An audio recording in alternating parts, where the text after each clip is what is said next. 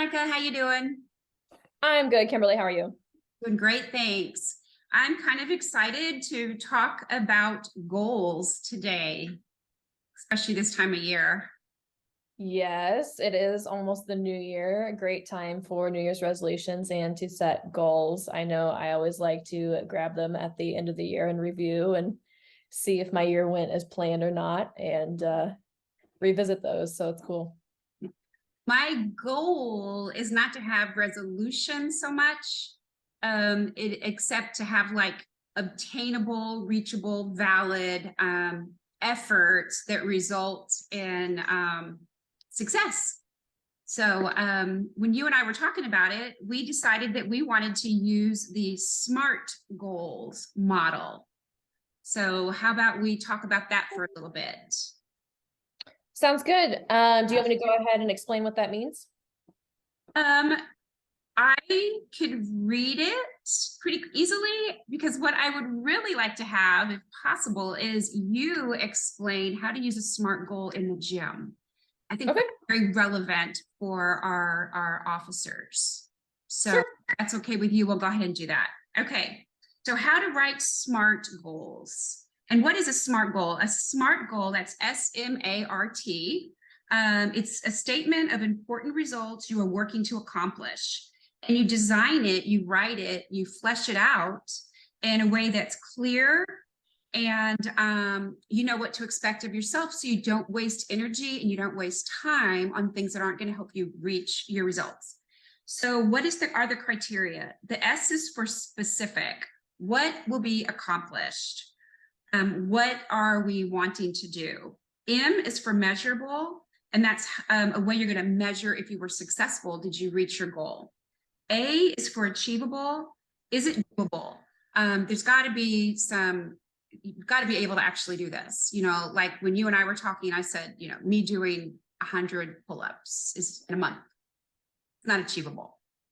It's not being negative. It's not achievable. Right. And R is reasonable or relevant, depending upon which model you're looking at. And it's like, does it matter? Does it align with broader goals? Does it have anything to do with actually your end result? And T is for time bound, an end of, you know, a time frame to work within. So people are like, okay, well, what do I do with that? What do I do with all that? So specific can actually, I think it'll make more sense if you walk them through your idea in the gym. So instead of giving little examples, how about we tie it all together with one example and you offer that? Is that okay? Yep. So a lot of female first responders come to me for individualized fitness and nutrition programs. So obviously that starts with having a goal and having an idea of why you're wanting to hire me as a coach one-on-one with you to help you reach your goals. So it starts with having that goal and that vision in mind. So a good way to put out or at least write out a SMART goal, or a good example of something, a pretty common scenario that I would get is most women have at least about 20 pounds to lose, up to 50 pounds to lose on average when they come to me. So that could be your specific goal. Hey, I want to lose 20 pounds. To make it measurable, some of the measurements that we use often are the scale weight, and then your measurements around your hip, waist, and chest. You can measure those weekly to see if those are tracking up or down. And then also taking photos. So taking progress photos side by side is a great way to measure your progress there. And then there's also a lot of other progress ways that you can measure progress. And another good one is like feeling better in your clothes fitting better. So that's another like non-metric way of also seeing that you can still measure progress with if you're going for weight loss.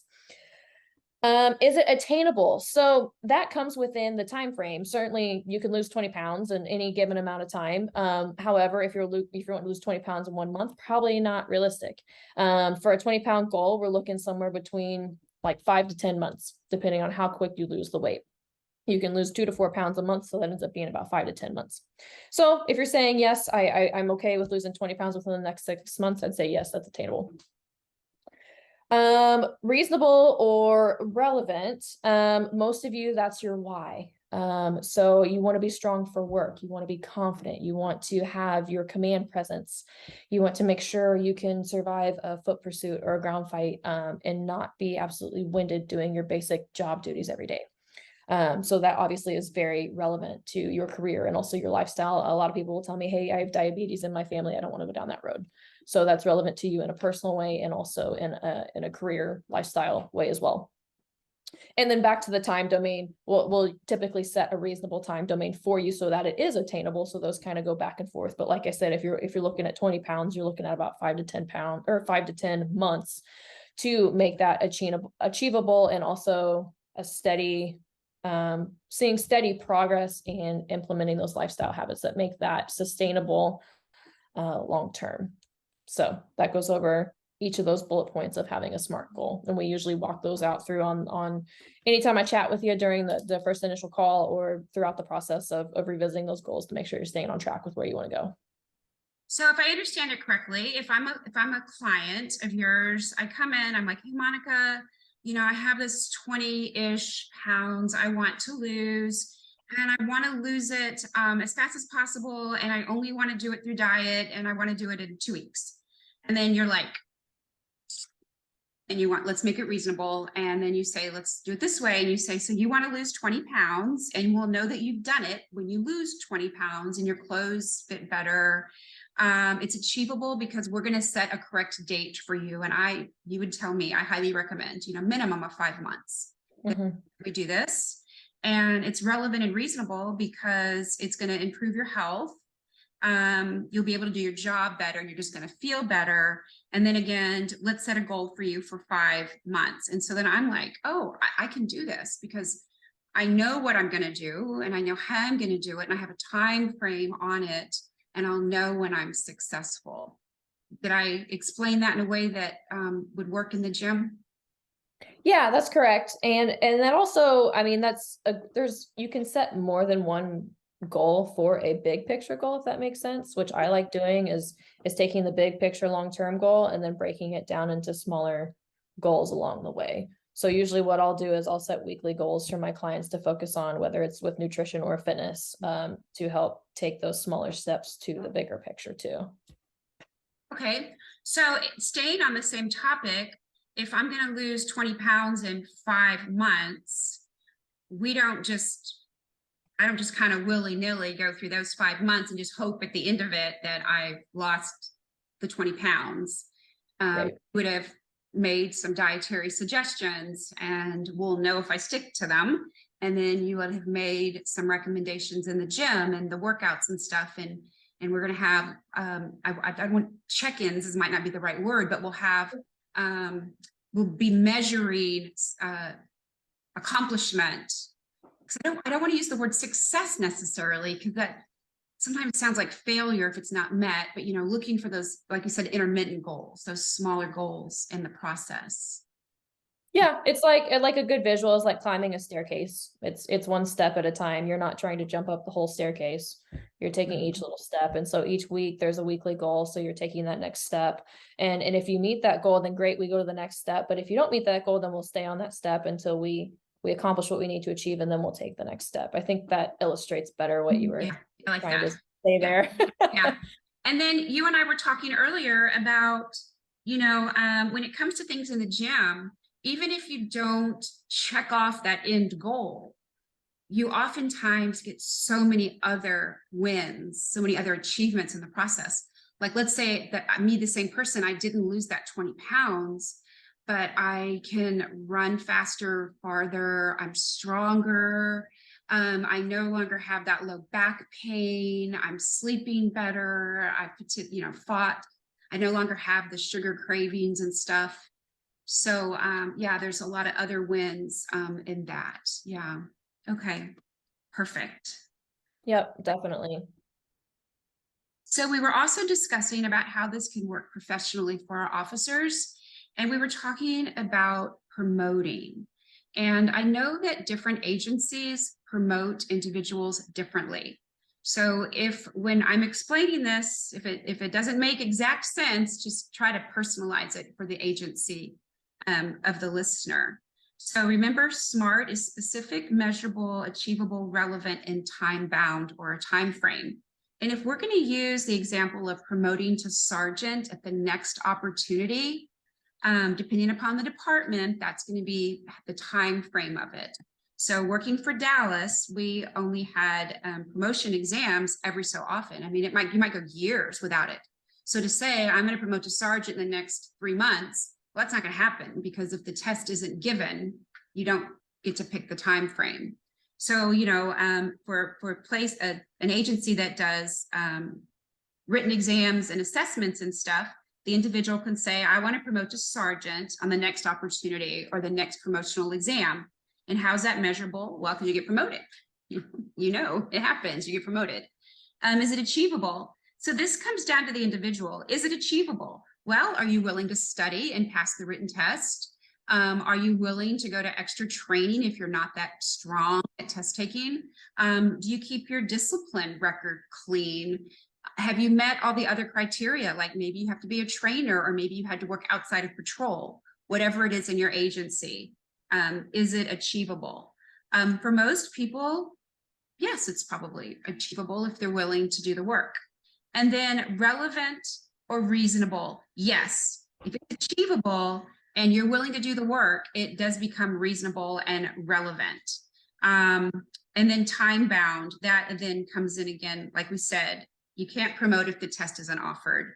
If you work for an agency that does not let you promote to sergeant until after you've been there 5 years, you can't promote to sergeant at 3 years. So the time on this one might not be as up to the officer as some other goals. But you will know that you have followed the outline if you've promoted on the next promotional opportunity. So I know that's kind of a simple example, but why not use a simple example and let our listeners personalize it for themselves? Have you had any experience with SMART goals? I have, and if you don't mind, I'd like to offer a different perspective on that last example. Absolutely. And this is just coming from the last note of breaking it down into smaller goals. Like looking at it from a newer officer perspective, like maybe you come on, like you get out of FTO and you know that one of your main goals is to promote. So maybe you look at that time frame as like a 5 to 10 year time frame. And then it's still specific. You still want to promote to sergeant, but maybe your measurements become different and those become your small steps on how to get there. As far as getting in the training, maybe becoming an FTO is a good way, a good thing to put on your resume. Good experience, also your experience on the job, any other specialty units that might help to your credibility or your resume when you come to your interview board or your testing or anything like that. And then knowing for us, it was always knowing your city ordinances, your state statutes, and also your policy that was all on that test. So obviously a lot of that comes with time, but it does take time to study that too. So maybe making small goals to, I don't know, read one policy a week or go over one title, one chapter of your state statute code per week, things like that, where you can break it down. And those are measurable too, because you can check those off. Yes, I did it, or no, I didn't. And then maybe you can also break those down in like the first 3 months, I'm going to do this. I'm going to read policy. The next 3 months, I'm going to read state statute. I mean, you can customize it to yourself. So then that makes it more attainable or achievable, that when the test comes around or when the next opportunity comes around, you get to promote the first go around instead of waiting because you didn't pass a test or you didn't do well on the interview board. It gives you more time to do research on those things too, so that you're more successful when that comes around. So you're planning ahead. I love that. I love that. Absolutely. Absolutely. I love that, because, you know, everything that many people like to complain about all the stupid stuff they ask you on the written tests and all that stuff like that. But there are agencies, there are professionals that have decided that you need this knowledge to be at that rank. And, you know, like I never needed to know the distance of the ground between the bottom of a bumper on a commercial truck, right? I didn't need to know that. Didn't need to know it. But it's what we were tested on at one of our, for the senior corporal rank here in Dallas and stuff like that. But I wanted to promote, and so I learned it. That's what it comes down to. I wanted to promote, so I learned it. But I do love the organic way that you described it. I loved the way of making yourself a better officer, making yourself a better product. So when the opportunity to promote comes around, you're already ahead of the game because you weren't waiting to have that knowledge until somebody was going to test you on it. Love that. Love that. That goes into the way, like whenever I'm coaching my clients, how I do it is if this is something that they're interested in, I have them, see what is the goal they want. How do they see themselves in a year or 2 years or 3 years? What is the goal they want? And then what is it that you did to get there? What made you successful? And so whenever they tell me what they did to be successful, they've just listed everything they need to do. They've listed it because they said, I have to have, like you said, I have to pass this, know this, know this, know this. I'm like, well, there you go. There's your game plan. Now you can do it. So yeah, very organic way of achieving a goal. Very organic way of achieving a goal. So is there anything else you'd like to offer on SMART goals or just goals in general?